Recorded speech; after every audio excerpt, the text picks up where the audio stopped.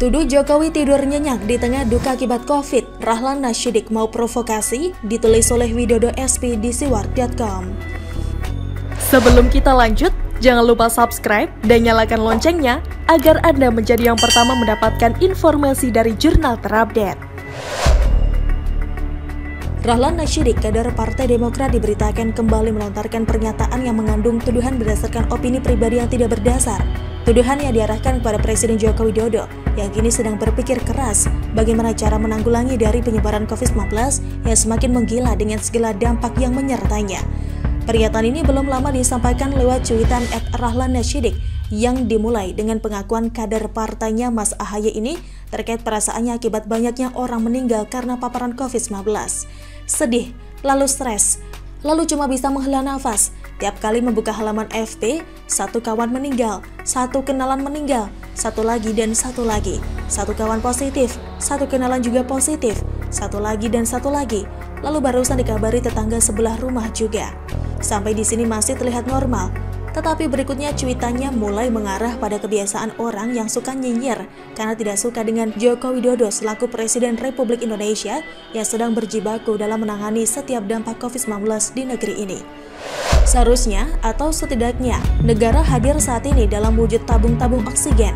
Bisakah Presiden Jokowi tidur nyenyak saat satu demi satu warganya tewas oleh COVID, entah akibat penyakit bawaan, tak kebagian pelayanan ICU atau tidak dapat tabung oksigen? Bisakah Presiden Jokowi tidur nyenyak? Kau bilang Pak Rahlan? Apakah Bapak tidak bisa jelas melihat tandanya dari raut muka Pak Jokowi belakangan ini? Juga kerutan di dahi yang semakin banyak. Belum lagi kantong mata Pak Jokowi yang terlihat semakin jelas dan menghitam. Tanda kurang tidur selama kurun waktu tertentu.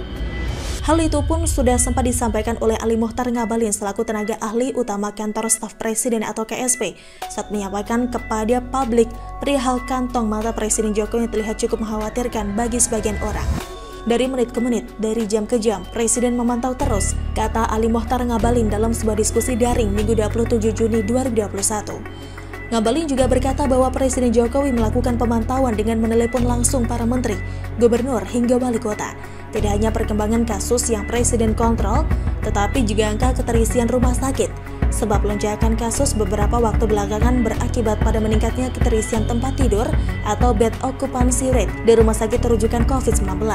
Saya sungguh tidak habis pikir dengan logika orang seperti Pak Rahlan ini, yang jumlahnya tidak hanya 1-2 di negeri ini sejak Jokowi menjadi Presiden Indonesia hasil kemenangan dari Pilpres 2014, dilanjutkan Pilpres 2019.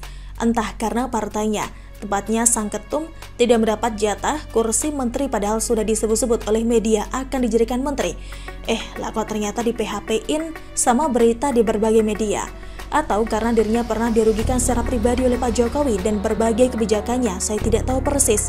Namun lewat cuitan tadi terkesan ada tuduhan sekaligus upaya penggiringan opini bahwa Presiden Jokowi tidak peduli dengan rakyat karena beliau terlihat tenang, bahkan dianggap masih bisa tidur nyenyak di tengah pandemi yang semakin merebak dan merenggut banyak korban jiwa. Mau provokasi rakyat lagi kah? Mungkin Pak Rahlan ini menghendaki Pak Jokowi terlihat panik, lalu marah-marah, pecah sana dan pecah sini, atau sekalian terlihat berlibur ke suatu daerah dan menyerahkan kendali pemerintahan kepada Ma'ruf Amin. Begitukah yang Anda kehendaki Pak Rahlan? Saya justru ingin bertanya balik pada orang ini. Hatimu terbuat dari apa sih Pak? Lantas apa sumbangsi yang sudah Anda dan Partai Demokrat lakukan dengan dampak yang signifikan dalam mencegah melajunya pertambahan kasus COVID-19 belakangan ini? Coba saya ingin tahu 10 tindakan saja dari Partai Demokrat misalnya. Sebutkan dengan jelas berdasarkan data, lokasi di mana, tindakannya apa, juga dampaknya seperti apa. Ingin rasanya berkata-kata kasar dan sumpah serapah. Tetapi kalau saya tuangkan semua di sini, apa bedanya saya dengan kaum haters Jokowi yang gemar berkata-kata seenak udelnya tanpa dipikir dan disaring lebih dahulu? Cuitan yang terkesan menuduh Jokowi bisa tidur nyenyak di tengah kedukaan yang melanda negeri ini sungguh tidak berperi kemanusiaan kalau tidak bisa disebut, maaf, BIA, DAP. Sungguh tidak pantas seorang kader partai yang dari tampaknya terlihat cukup terdidik, tetapi dari cuitannya menggambarkan kondisi hati yang sudah tercemari oleh kebencian. Kasihan Anda Pak Rahlan. Saya doakan semoga Anda baik-baik dan sehat-sehat saja, tidak sampai terpapar COVID ya Pak. Begitulah kura-kura. Di tubuh ormas selarang hingga chat diduga enak-enak HRS tersebar, ditulis oleh Kang Daniel di siwar.com. Sebelum kita lanjut, jangan lupa subscribe dan nyalakan loncengnya agar Anda menjadi yang pertama mendapatkan informasi dari jurnal terupdate. Selama ini kita merasa heran kenapa audio chat enak-enak yang terdengar hanya suara dari Firza Husein dan suara Kak Emma yang beberapa kali disebut oleh Firza dalam audio chat enak-enak tersebut tidak terdengar sama sekali. Keanehan ini tentu mengundang tanda tanya, karena bagaimanapun juga jika ada komunikasi dua arah seperti telepon, tentu akan terdengar suara kedua belah pihak. Tetapi pada kasus chat enak-enak Firza dan yang juga melibatkan Habib Rizik ini, suara yang terdengar hanya suara Firza Husein. Ada apa? Kita tahu bahwa episode Balada CINTA Habib Rizik sudah pada taraf penetapan tersangka. Baik Firza Husein maupun Habib Rizik Syihab yang disebut-sebut dalam audio chat enak-enak tersebut telah juga ditetapkan sebagai tersangka dulu. Tentu reaksi beragam mewarnai penetapan ini. Bagi mereka yang tidak senang dengan tindak tanduk Habib Rizik Syihab selama ini tentu mensyukuri akan penetapan sebagai tersangka ini. Tetapi bagi mereka yang mendukung dan mengidolakan Habib Rizik Syihab, mengartikan bahwa penetapan tersangka ini sebagai kriminalisasi ulama. Dan mereka tidak terima atas penetapan kasus tersangka ini. Dan pengacara Habib Rizik pun sibuk mencari bantuan kemana-mana agar penetapan tersangka ini dapat dibatalkan. Mereka mencari bantuan ke Dewan HAM PBB, Komnas HAM, pengacara London, meminta bantuan Presiden Jokowi untuk mengintervensi kepolisian agar menerbitkan SP3. Dan yang terakhir, dengar-dengar mereka ingin menemui wakil presiden untuk dapat menghentikan kasus ini. Yang menjadi pertanyaan kita selama ini selain orang yang mengklaim dirinya sebagai anonimus yang telah menyebarkan video chat enak-enak Firza Husein dan Habib Rizik Syihab, tentu kita bertanya siapa yang telah memberikan informasi tersebut kepada anonimus hingga video tersebut bisa menjadi viral di dunia maya. Adakah keterlibatan orang dalam atau petinggi ormas terlarang dalam kasus tersebut?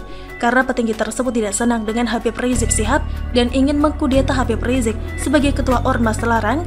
Berikut adalah tweet dari @partai_sosmed mengenai kemungkinan tersebut.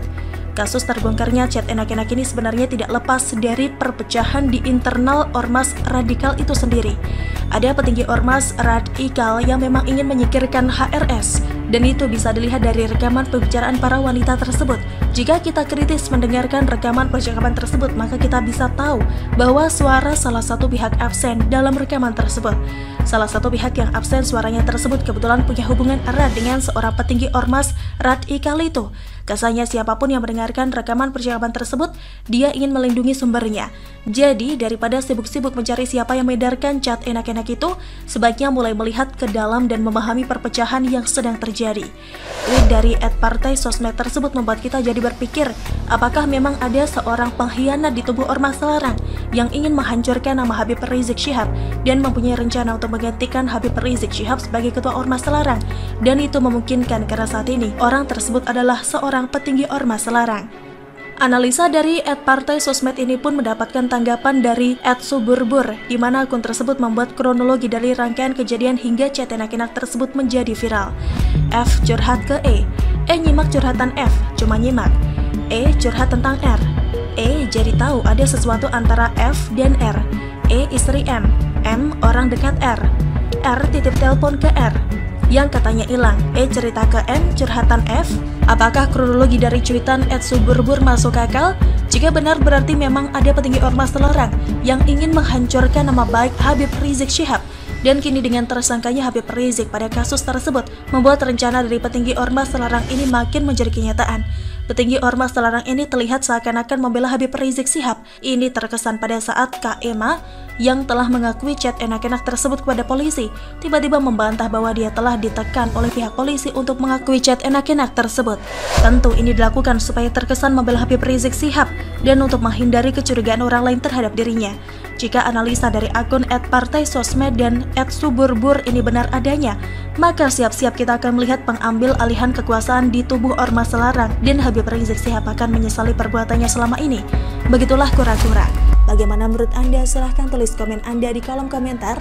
Jangan lupa untuk like, subscribe, dan share. Arkana pamit, sampai jumpa.